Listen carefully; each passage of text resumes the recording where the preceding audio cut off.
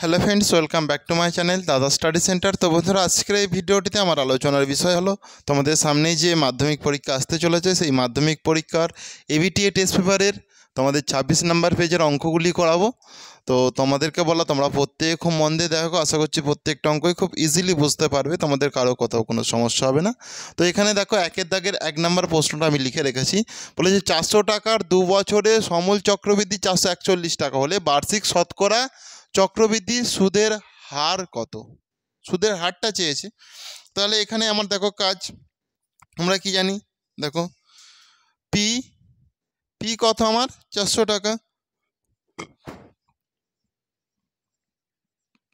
P হচ্ছে 400 টাকা। টি টাইমটা কত? 2 বছর, টাইমটা হচ্ছে 2 বছর। সমূল চক্রবৃদ্ধি, সমূল চক্রবৃদ্ধি, সমূল চক্রবৃদ্ধি সমান 441 টাকা। সমূল চক্রবৃদ্ধি 441 টাকা। তাহলে এখানে আরটা কত, এটাই প্রশ্ন। আরটা কত, এটাই প্রশ্ন। সমূল চক্রবৃদ্ধিকে দেখো এ বলা হয় সাধারণত, এ সমূল চক্রবৃদ্ধি মানে এ দিয়ে এটা প্রকাশ করা হয়। 441, তাহলে আরটা আমার কত সেটাই প্রশ্ন এখানে। তাহলে দেখে নাও, আমরা কি জানি সূত্রতে, এ সমান P into 1 plus r by 100n, 1 plus r by 100n। Clear হয়েছে?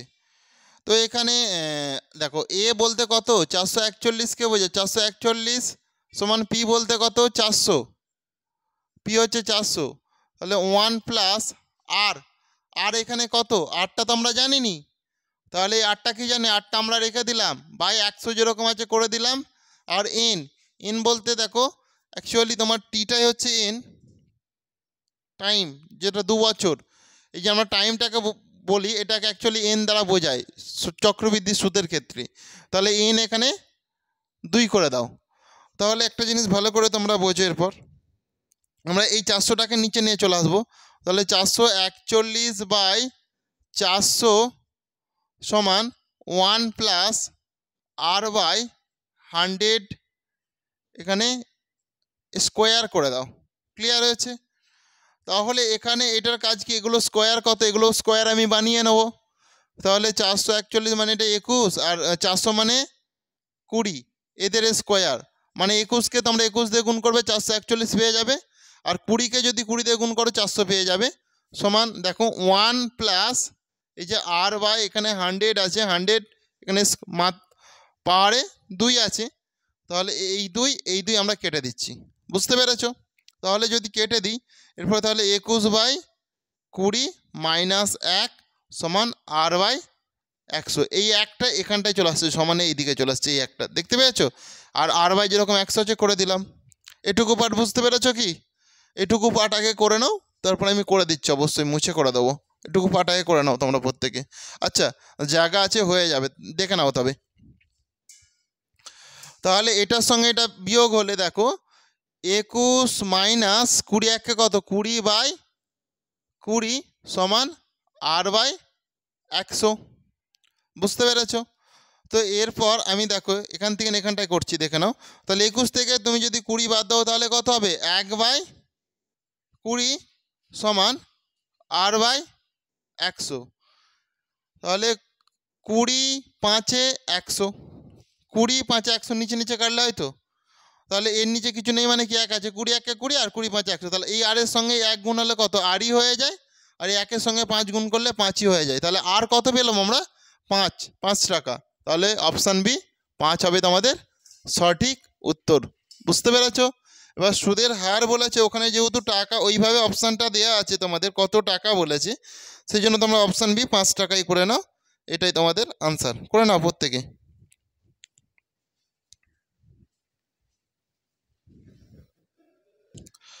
এরপর তোমরা একের দাগে 2-এর অঙ্কটা প্রত্যেকে ভালো করে দেখে নাও। এখানে বলেছে x y is to z square, comma y z is to x square, কম ও z x is to y square, এর যৌগিক অনুপাতটি হলো, মানে যৌগিক অনুপাত কি হবে? সাম্যানুপাত, গুরু অনুপাত, লঘু অনুপাত কোনোটিই নয়। শুনতে পেয়েছ? তাহলে এক্স ওয়াই গুণিতক ওয়াই জেড গুণিতক জেড এক্স বাই এখানে জেড স্কোয়ার গুণিতক এখানে এক্স স্কোয়ার গুণিতক এখানে ওয়াই স্কোয়ার সমান, দেখো এখানে এক্স একটা আর এখানে একটা এক্স আছে, তাহলে এটা কি হয়ে যাবে? এক্স স্কোয়ার হয়ে যাবে, গুণিতক দিলাম। এখানে একটা ওয়াই আছে আর এখানে একটা ওয়াই আছে, তাহলে এখানে ওয়াই স্কোয়ার হয়ে যাবে, গুণিতক দিলাম। এখানে একটা জেড আছে, এখানে একটা জেড আছে, তাহলে এটা জেড স্কোয়ার হয়ে যাবে। বুঝতে পেরেছ? এরপরে দেখো এটাও দেখো জেড স্কোয়ার গুণিতক এক্স স্কোয়ার গুণিতক ওয়াই স্কোয়ার, তাহলে এখানে ওয়াই স্কোয়ার এখানেও ওয়াই স্কোয়ার কাটা, এখানেও জেড স্কোয়ার এখানেও জেড স্কোয়ার কাটা, এখানে এক্স স্কোয়ার এখানেও এক্স স্কোয়ার কাটা, তাহলে উভয় এখানেও কি এক, সব কেটে এক, এখানেও সব কেটে এক, তাহলে কি হয়ে যাচ্ছে শেষমেশ? 1:1 হয়ে যাচ্ছে। 1:1 মানে এটা হয়ে যাবে অপশান এ সাম্যানুপাত। Option A সাম্যানুপাত। বুঝতে পেরেছ? করে নাও প্রত্যেকে।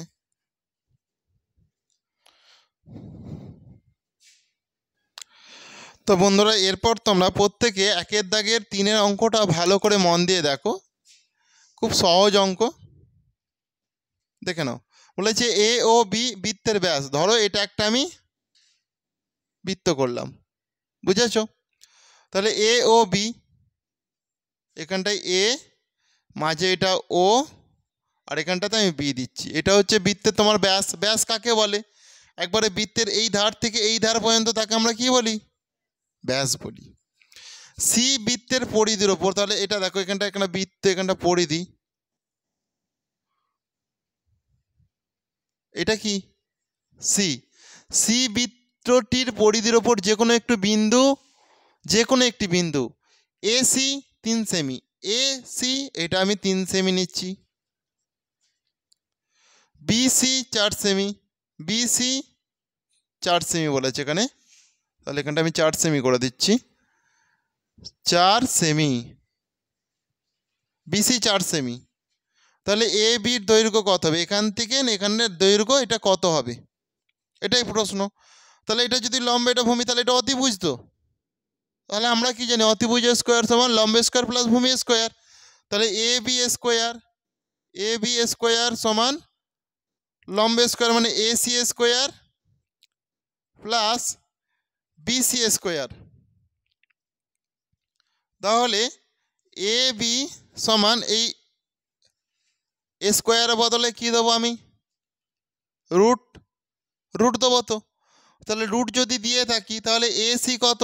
এসি হচ্ছে 3-এর স্কোয়ার প্লাস বিসি হচ্ছে 4-এর স্কোয়ার, তার মানে রুটের মধ্যে 3 3 9, 4 4 16, তাহলে 9 আর 16 কত? রুটের মধ্যে 25, তো রুটের বাইরে সেটা বেরিয়ে আসলে কত হয়ে যাবে? 5। তাহলে এ বি কত হয়ে যাবে? 5 সেমি। প্রত্যেকে করো 5 সেমি, অপশান ডি 5 সেমি। বুঝতে পেরেছ? Option D 5 semi.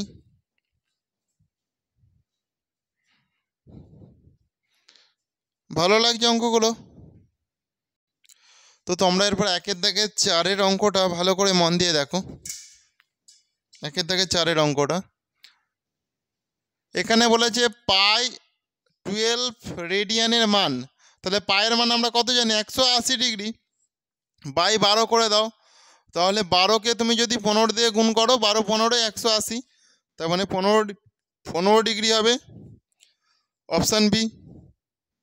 Option B 15 degree হবে তোমাদের সঠিক অ্যান্সার। করে নাও।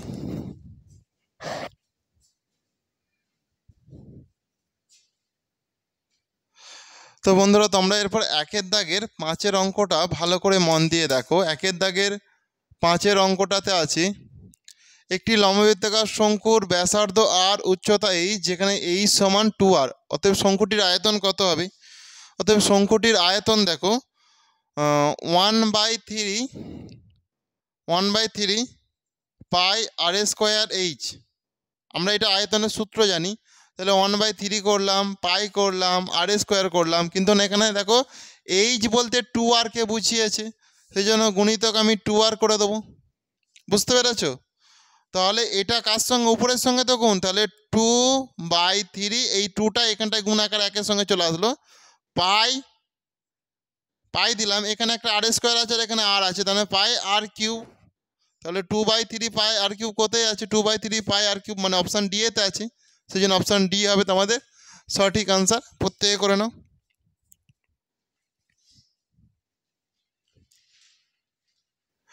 তো এই দাগটা একটু ভুল দেওয়া হয়ে গেল, অপশান ডি নয়, এটা হয়ে যাবে অপশান বি। এটা আছে দেখো, এখানে স্কোয়ার আছে আর এখানে কিউব আছে, কিন্তু আমার তো এখানে কিউব বেরিয়েছিল, সেই জন্য অপশান ডি হবে না, এটা হয়ে যাবে তোমাদের অপশান বি। প্রত্যেকে করে নাও।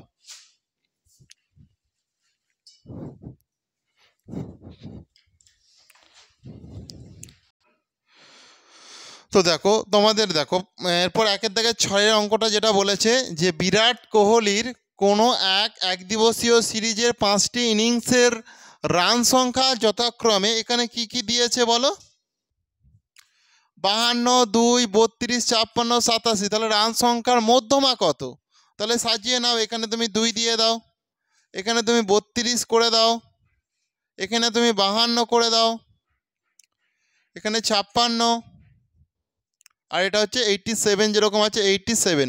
ক্লিয়ার হয়েছে? তাহলে এখানে মাঝে কোনটা আছে, আমি যে পরপর ঘাত মানে ক্রমানুসারে সাজিয়ে নিলাম, এখানে মাঝে কোনটা আছে, 52টা, তাহলে 52ই হবে তোমাদের সঠিক আনসার। এখানে কোনোটিই নয় আছে, এখানে তাহলে কোনোটিই নয় করে দাও, কারণ এখানে 52 হবে, তোমাদের মধ্যমা হবে 52, মধ্যমা সমান 52। ক্লিয়ার হয়েছে?